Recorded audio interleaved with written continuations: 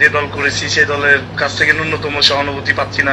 এভাবেই বিএনপির সমালোচনা করে সাবেক যুবদল নেতা ইসাক সরকার বলেন, দল থেকে ন্যূনতম সহানুভূতি পাচ্ছি না। আমাদেরকে যদি এভাবেই বঞ্চিত রাখা হয় তাহলে আমার জন্য এটা সম্ভব না। রাজনীতি করতে চাই জানিয়ে ইসাক সরকার বলেন, আমাকে রাজনীতি করতে হবে, তাই যে আমাকে রাস্তা ও পথ তৈরি করে দিবে আমি সেখানে যে জনগণের পাশে থাকতে চাই। এনসিপিতে যোগদানের বিষয়ে তিনি বলেন, আলোচনা চলছে।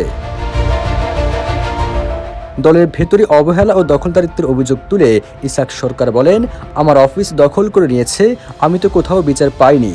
আমার তো রাজনীতি করতে হবে, জনগণের পাশে থেকে সেবা দেওয়া আমার নৈতিক দায়িত্ব। এটার জন্য তো বছরের পর বছর জেল খেটেছি, হামলার শিকার হয়েছি। এই অবস্থায় তিনি নতুন সিদ্ধান্ত নিতে বাধ্য হয়েছেন বলেও জানান তিনি। 20 এপ্রিল জাতীয় একটি দৈনিকের এক প্রতিবেদনে এসব তথ্য প্রকাশ করা হয়।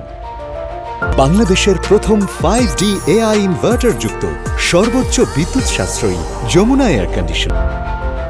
তবে অন্য কোনো দলের বিরুদ্ধে আক্রমণাত্মক অবস্থান নিতে চান না বলেও স্পষ্ট করেন ইসাক সরকার। তিনি বলেন, আমি অন্য কোনো দলের প্রতি আমার কোনো রাগ বা আক্রমণ করার কথা নাই। আমি ইনশাআল্লাহ রাজনীতি করতে চাই। তরুণদের নিয়ে গঠিত এনসিপিতে সম্প্রতি বিভিন্ন দল নেতাকর্মীরা যোগ দিচ্ছেন। বিএনপি থেকে বহিষ্কৃত নেতাদের সঙ্গেও দলটির যোগাযোগ বাড়ছে, যার অংশ হিসেবে ইসাক সরকারের যোগদান প্রায় চূড়ান্ত।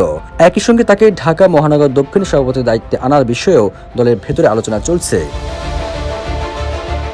ইসাক সরকার একসময় ছাত্রদলের কেন্দ্রীয় সাংগঠনিক সম্পাদক এবং পরে যুবদলের কেন্দ্রীয় নির্বাহী কমিটির সাংগঠনিক সম্পাদক হিসেবে দায়িত্ব পালন করেন। সাংগঠনিক শৃঙ্খলা ভঙ্গের অভিযোগে গত 4 ফেব্রুয়ারি তাকে বিএনপি থেকে বহিষ্কার করা হয়।